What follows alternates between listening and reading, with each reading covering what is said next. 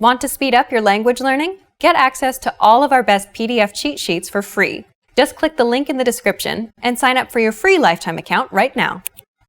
Hi everybody, welcome back to Ask Alisha, the weekly series where you ask me questions and I answer them. Maybe. Let's get to your first question this week. First question for this week comes from Mari. Hi Mari. Mari says, "Hi Alisha. Do you have any advice for studying prepositions? I understand the basic ways to use to, for, and by, but it's really hard for me to choose the correct words quickly, especially when speaking."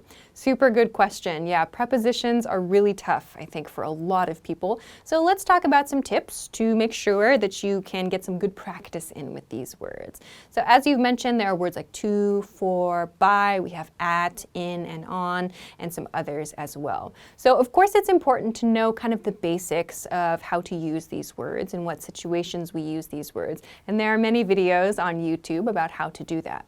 But as far as studying these words and studying how and when to use them, one of the things that I really recommend is to study these words together with the words that they're used with. So for example, instead of just studying, okay, the word to, and here's how I use it, take a look at the words that are around to when it's used. So what do I mean by studying the words that are around the preposition?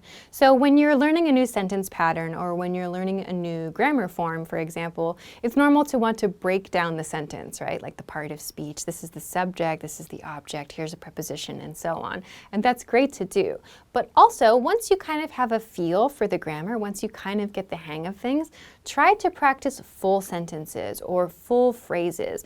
Just try saying them out loud or try writing them down. Because once you have kind of the pattern in your mind, the basic pattern, sentence pattern in your mind, you need to think less and less about the prepositions and other little helping words and so on that you need to use. So to give a really, really basic example of this, think about when you're expressing travel, right? When you say, I'm going to the supermarket, you always use the preposition to, right? We use to before our destination. We use this for travel to other countries and other cities as well. I'm going to my friend's house. I'm going to Mexico, and so on.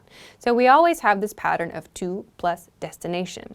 This is just one very, very basic and simple example, but you can do this with other prepositions as well. So for example, when you're talking about time, there are a couple of prepositions that you're probably going to use a lot, like at time to talk about the scheduled meeting, or in duration of time, in 10 minutes, right?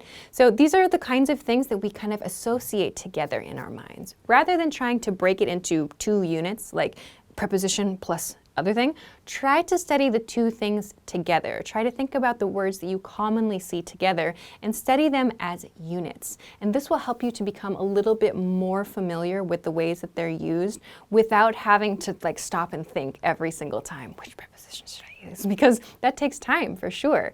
Rather, try to practice speaking and reading and writing and all of these things as kind of units in your brain. So another kind of tip that you can do is if you see a preposition that's used somewhere in like a book or a newspaper or magazine or something like that, you can try writing that out. Just copy it down on like a list somewhere. Just the act of writing it down can help a lot of people too.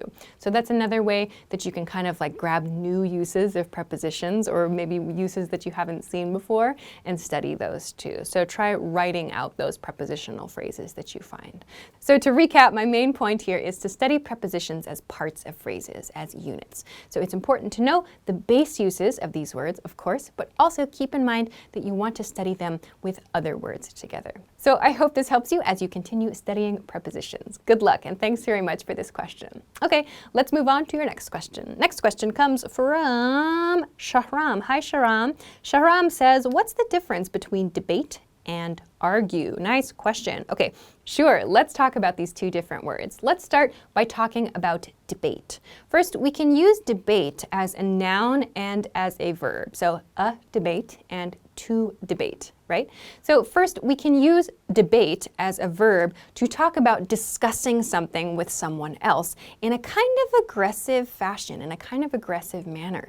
So when we're debating someone, both people in the discussion have some points. They have ideas, things that they want to express, opinions. And the goal, generally, is to win the discussion. So you can kind of think of it a little bit as like a competition, sort of like a discussion competition. So when you debate someone, you're trying to prove that your ideas or your opinions or the things that you are trying to persuade them of are the best or the most correct in some way. So for example, we debated for over an hour about this topic. Or we want to debate the other school's team, but they're pretty good. So we can use debate as a verb in this manner, which means to discuss something in almost like a competition or with the goal of winning in some way. As a noun, it refers to the same idea, like we went to the school's debate last week. Or we're going to participate in a debate next weekend. Do you want to join? So we can use debate in these parts of speech to refer to the same thing, a kind of competition of sorts, a formal discussion competition. You can think of it that way. Okay, so let's compare this to argue. To argue as a verb is how we can use this, and we also have the noun form, argument. To argue is generally not something that is formal. When we have a disagreement with someone and we talk about that, maybe our voice gets a little bit louder or we get angry or something, that's called an argument. That's the noun form. So we can use to argue as a verb and argument as a noun to refer to the same thing. So let's take a look at some example sentences with this. I heard my neighbors arguing last night. And I argued with my roommate this morning because they forgot to wash the dishes. So generally, an argument, or the verb argue, is used to talk about these everyday disagreements, these kinds of maybe small things, hopefully small things, though sometimes they can be a little bit bigger, a little bit more important. But basically, to argue refers to these sort of everyday life disagreements. One interesting point, however, is about the word argument. So I said that we use this as a noun to refer to these kinds of disagreements we have in our everyday life, like we had an argument last night, or that argument sounded really bad. We can use it in this way, but there's one link here between debate and argument. We can use the word argument to mean a point, like a main point. So this is something that is used in debates, actually. So when we say, I have an argument for this, or I want to make an argument for something, that means I want to make a point about that thing. So argument means point in a formal setting. This sounds kind of confusing, I know, but in the debate situation, it's actually quite clear. When someone says, he made an argument about blah, blah, blah, it means he made a point about something. So he's trying to prove something about something else. We use the word argument in these kinds of formal situations. You might also see this used in the news when people are talking about politics or maybe contracts and other formal things. This use of argument, like I said, tends to be used in these more formal situations. We don't use it a lot in everyday speech, but if you have maybe a formal meeting with a company, for example, you might hear someone using the word argument in this way. Generally, though, to recap, the rule is if you're talking about an everyday disagreement, use argue or argument. If you're talking about a formal discussion, use debate. Great, so I hope that this answers your question and you know a little bit more about the differences between these two words. Thanks for sending it along. Okay, let's move on to the next question. Next question comes from Javier. Hi, Javier.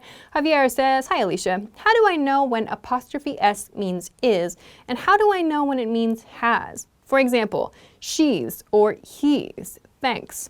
Yeah, great question. So the key here is to look at the word that comes after the apostrophe S. So we have from your question, she's and he's, and we also have its to think about, right? So let's take a look at adjectives that could follow these. We have she's pretty, or he's handsome, or it's rainy.